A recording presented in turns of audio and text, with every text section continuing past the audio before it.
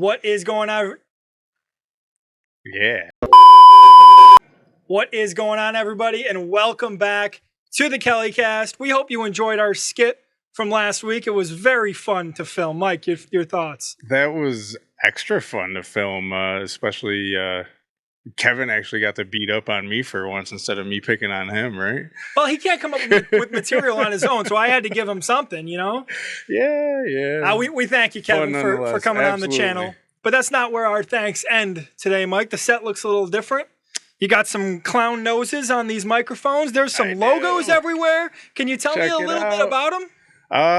Yeah, actually, so a very good friend, actually, if I might say, my best friend Ken, his wife does various t-shirts, things like this for us. That's going to be Made by Marks. That's the place to go. She makes really awesome decals, t-shirts. I believe, was it water bottles, coffee cups? She does a lot of everything, things. etching. With the newest set, Mike, it's very hard to reach over to the table and shake your hand, but it's too hot anyway, so just give me a bump. Oh, thank goodness. It's getting too hot for these days, and we're trying to bring you content. And that's exactly what we're here to do today, Mike. To think we were just complaining about winter a couple weeks ago, I feel like. That's just how it goes around here.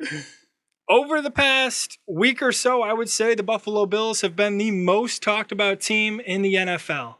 Yeah, absolutely. So let's break down everything that happened for everybody who doesn't know the full details and then get into our thoughts on it. Do you think that's a good idea? I think that sounds fantastic. All Take right. us away. Let's go. Bills mandatory minicamp started was it Monday? Monday, I think so. I believe, was the start of. You're asking the guy with the terrible memory. We're going to say it was Monday. If it was Tuesday, we apologize. But anyway, the first day of mandatory minicamp started for the Buffalo Bills, and everybody was there. Every single player was there. Minus one. Yep. You're wearing his jersey. One person. Stefon Diggs was not at Buffalo Bills mandatory minicamp, and the first thing that we heard as fans, not as media members, not because we don't have our connections yet, was a quote from Sean McDermott that said, what was the quote? What was his exact words? Very concerned. I'm very concerned. Correct. So thank you for that, Mike. That obviously caused everybody to panic. And what was it, right? It could have been a personal issue. It could have been an injury issue.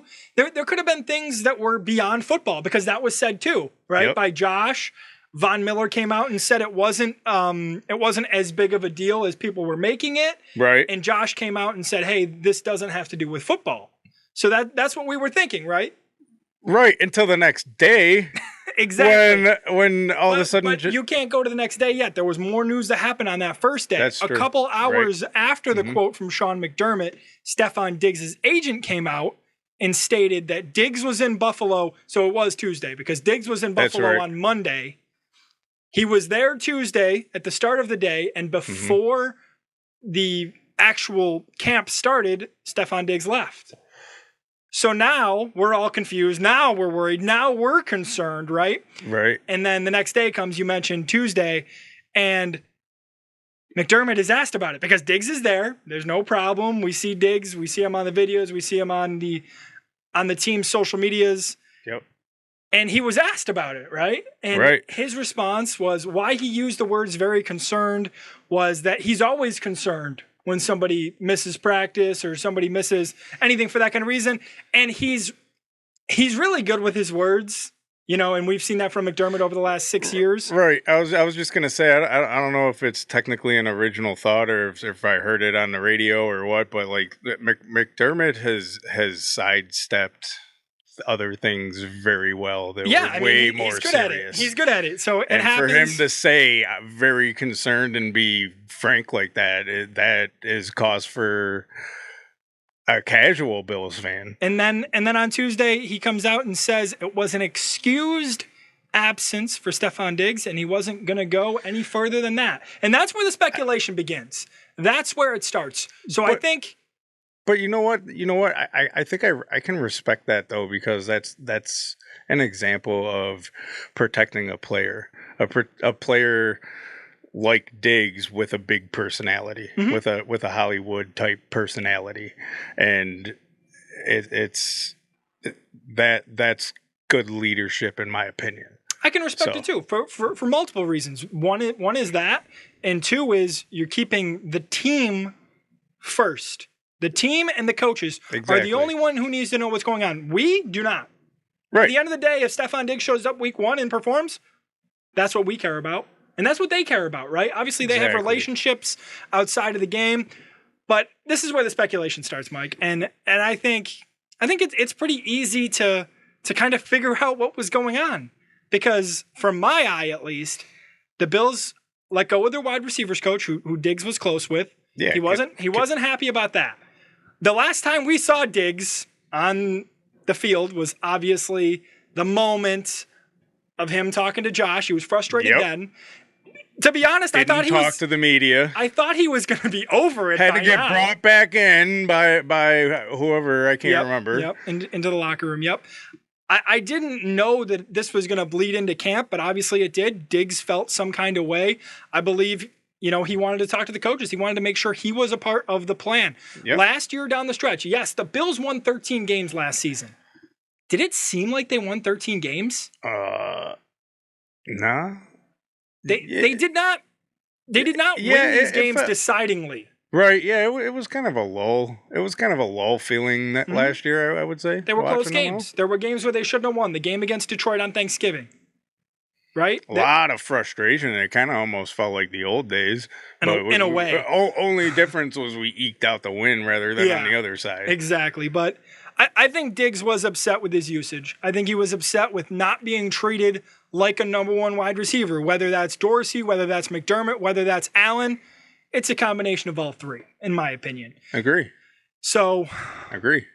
At the end of the day, right, this situation was a humongous story for the NFL, and everybody's going to jump on it. And they're still jumping on it, Mike, on social media. You will still see this. It's going to go all the way up till camp, I think. They're going to pry and dig on this. And it just goes to show you that Buffalo's not immune like the fantasy land that we've been living in.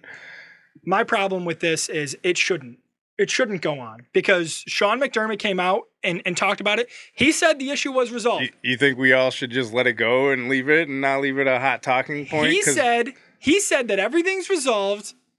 They are in good communication, both sides, and he does not expect it to be a problem moving forward. If he tells me it's not a problem, I believe it's not a problem. That's fair. Just the way I'm going to think about it.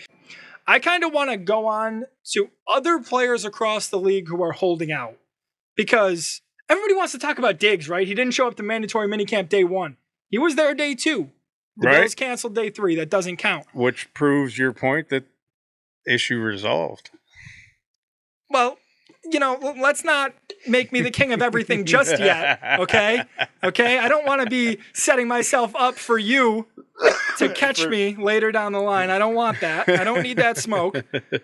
But there were some players that were franchise tagged that decided to not go to mandatory minicamp last week. One of them being Giants running back Saquon Barkley. Now, last year, Barkley had a resurgence. Obviously, the last 2 years he was injured in both 2021 and 2020. Last year, 1,300 yards, 10 touchdowns, average 4.4 per carry. It was said that they offered him something along the lines of $15 million per year, and he declined. Yeah, is that fair for a running back of his caliber, or what are your thoughts? That's more than fair. That's more than fair? That's more than fair. Saquon Barkley's been in the league Saquon doesn't feel so. And he says he's not, and he says that I believe he's been quoted as saying that I'm not trying to break any records for getting paid at my position. They always say this. I just want to get paid what I'm worth. They always say this, Mike. I'm available. Are you going to put up 1,300 yards and 10 touchdowns? I'm probably negative. Running the other way. I'll pull a little Giants. Blow the whistle. You're gonna break Reggie Bush's Bills record for the least amount of yards in a season, which was -3. Oh, wow. I forgot about that. Another running back held out, Poor Mike, Reggie. Of mandatory minicamp, and that was Raiders running back Josh Jacobs, who also was franchise tagged, also had a great year last year, 1,600 yards, 12 touchdowns, average 4.9 per carry. That was the most in his career by far, 500 yards above any mark he put in the previous 3 seasons. This makes a little bit more sense to me because Jacobs, I believe he led the league in yards last year. He really had a great season. Now, the problem I have with Jacobs asking for this, you're on a bad team. We don't know who the Raiders quarterback is going into this year because Garoppolo hasn't even passed his physicals. I would be trying to know my trade if I was them, but Garoppolo, I mean... I think Jacobs is deserving of a new deal, but I still think skipping... That's the perfect reason to be holding out and asking for money. Listen, man, if you want me on this crappy team, you're going to have to pay me, homeboy. Yeah, and maybe that's how it is. And you want to talk about that. The Jacksonville Jaguars also had to hold out another franchise tag player, tight end Evan Ingram. And I always go back to what you said when we were watching the Chargers-Jags game. You said... Who's that wearing 17? I think he's a wide receiver.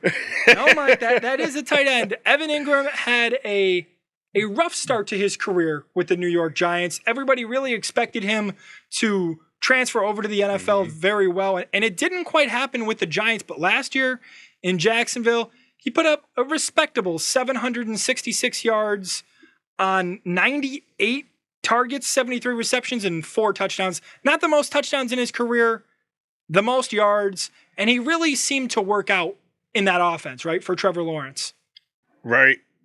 I believe he signed a 1-year deal with them last year, right? So he was only there for a year. He was franchise tagged because of his play, and now he doesn't show up to camp. Your thoughts? I don't have thoughts on him much. I just... Do you think he should be there at mandatory camp? I think... So here's my thoughts on holdouts, period. Like, it's such a touchy subject because there's so many different messages that sends to your team, to the fans. Like, you say you're committed to the team, but then you act like a baby because you're, in the eyes of a fan, you're a freaking millionaire. Mm-hmm. They're billionaires, you're millionaires. I'm sitting here, I pay my hard-earned money to watch you play and get results. And here you are crying about, I can't get the ball enough. Like, I get it. But in the same token, like, that passion, you have to have that passion and fire. And I love that. So I have such conflicting feelings about holdouts, period. That makes sense. I can see where you're going because you're mentioning, them complaining about the ball, them complaining about their usage.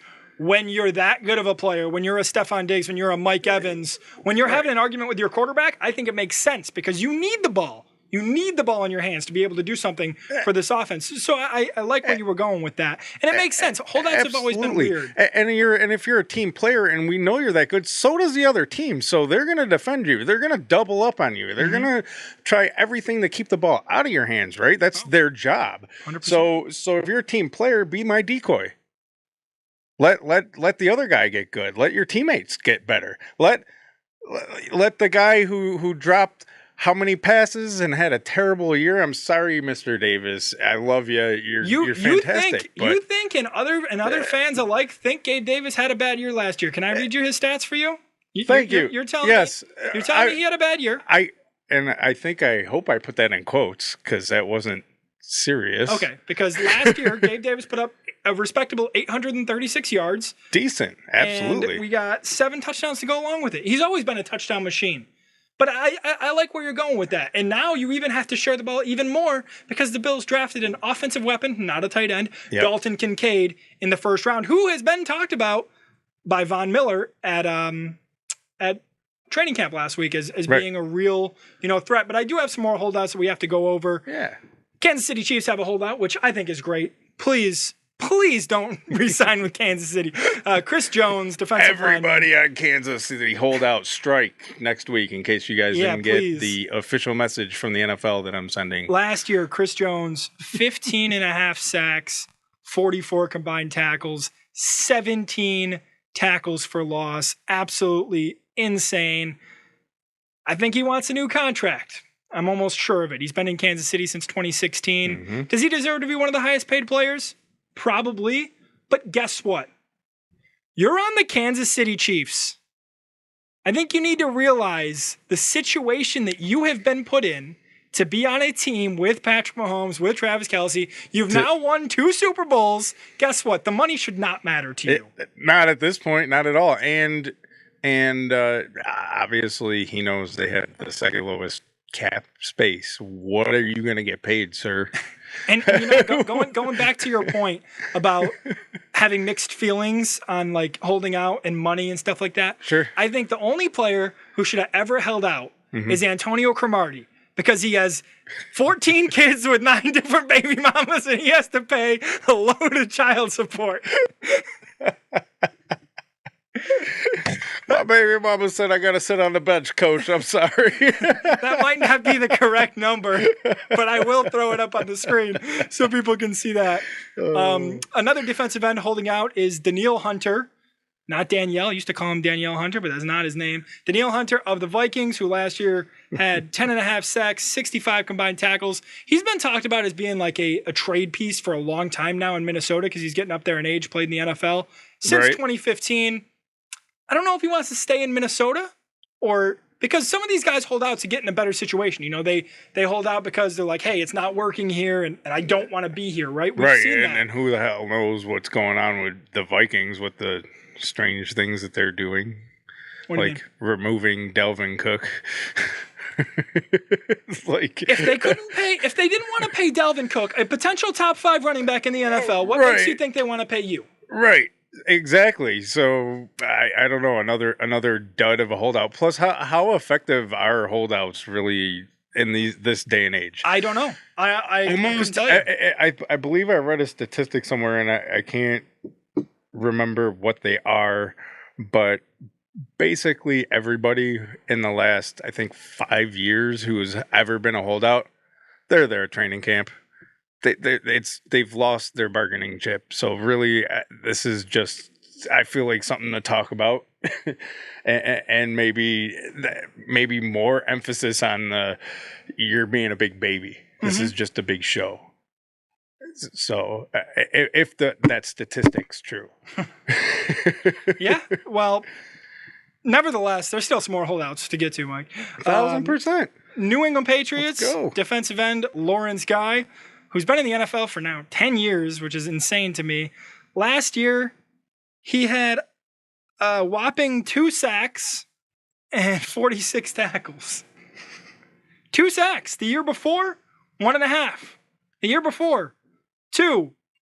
Now, I get you play, interior D-line or defensive end. Why are you holding out for a new contract? Maybe he needs less money. I'm not Why sure. would he hold out for less money? I'm not sure. That's not deserving of more. And finally, our last one, Miami Dolphins center, Connor Williams. I don't have any stats for a center because I'm not paying for PFF. But Connor Williams, I believe he's on like a $10 million contract and he just wants more money. All right. I'm good with that. Dolphins center, sit on the bench. Sit. I don't care. Another, yeah, pretty much. So we talk about Bills news, and we did have this information last week when we came on to do the skit with Josh Allen, with the Bengals, the Packers, and all that. Your cover athlete for Madden 24 is none other than Buffalo Bills starting quarterback, JA-17, Joshua Patrick Allen. We as Bills fans are just so freaking pumped. I said I was buying 3, and I probably meant that. My wife's going to divorce me over this year's Madden. Love you. We are so pumped to have a Buffalo Bill on the cover for the first time ever. I don't know how many Bills really could have made the cover, in the past, but I'm just super stoked. In the past, but now we've got a few, even Vaughn or Diggs. I mean, we've got a few that could. Let's be honest about Vaughn. Vaughn's prime was in Denver. I get his prime was in Denver. Right. He's still a very good, very valid player. The Buffalo Bills training camp schedule was announced. Here it is for you on the screen. We've never gotten to a training camp, Mike. No, and I think we're going to do it this year. I'm down. With my baby. I'm down. She's going to go crazy. Absolutely. She's going to go absolutely bonkers. I don't even care if I get an autograph. I hope she gets something. Josh Allen and his best friend, Stefon Diggs. His best friend. She had to have his jersey this year. I said, what jersey do you want? Because my wife said, you have to get the girl a jersey because she's growing out of the old one. But do you remember Red Josh Allen? Yes. we were watching a Kansas City Chiefs game, and she comes in the room and she looks at the TV. She goes, "Oh, Red Josh Allen." Oh my goodness. No, that's not Red Josh Allen. It is June 20th today. You know, news is going to be ramping up as this goes on. There's going to be players getting hurt, sadly, that we're going to be reporting. There's going to be more news on Hopkins, Cook, and all the other free agents out there. And, of course, there'll be Buffalo Bills news on this show each and every time we do post. Stay tuned for more. There'll be another skit coming soon. Me and Mike got some plans. But we want to thank you for your support. Thank you for watching. Mike, what do you want to tell the people? I just want to reiterate that we're probably going to try to amp it up on the skits. Those are extra fun to do, even if it's an hour of setting up for recording 4 hours for a minute and 20 seconds clip. For a minute 20 seconds, it's still fun to do. But thank you everybody as always for liking, sharing, following. We're slowly growing. It's all because of you guys, everybody that watches us, and we greatly appreciate that. Don't forget to subscribe. Mike always forgets to subscribe. Always forget the subscribe part, so he's got to say that up front. Mike, are you subscribed? Share, subscribe. Are you subscribed follow. To the KellyCast? Of course I am. Who do you think I am? I'm the only one that likes half of our stuff. I'm just kidding, guys. As always, thanks, guys. Can't wait to see you again.